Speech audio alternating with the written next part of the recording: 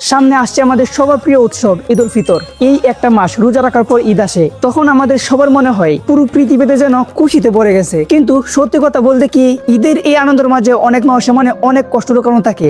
আজকের এই ভিডিওতে আমরা দেখবো ঈদের আনন্দ আর মজার ঘটনা এবং কিছু মানুষের লুকানো কষ্টের গল্প। তাই ভিডিওটা শেষ পর্যন্ত দেখবেন, কারণ এই ভিডিওর গল্পের সাথেও আপনার জীবনের সাথে মিলে যেতে পারে। ঈদের আগের রাত পুরো শহরে তখন আলো আর মানুষের ভিড়ে ভরা। বন্ধুরা তখন কল দিয়ে বলছে,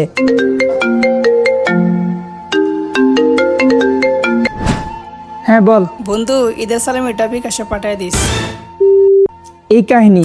সরি, আমি এখানে বিকাশকে প্রমোট করছি না। ছোট ভাই তখন পাশ থেকে বলছে, ভাইয়া আমার পাঞ্জাবিটা দেখতে কিরকম? তোর পাঞ্জাবি তুই দেখ। আর বোন তখন 20 মিনিট ধরে আয়নার সামনে দাঁড়িয়ে শুধু একটাই কথা বলছে, ভাইয়া আমার এই জামাটা কি বড় রাখছে? আমি কি জানি। আর অন্যদিকে বাবা চুপচাপ বসে হিসাব করছে। বাবার মাথায় তখন হাজার চিন্তা। বাচ্চা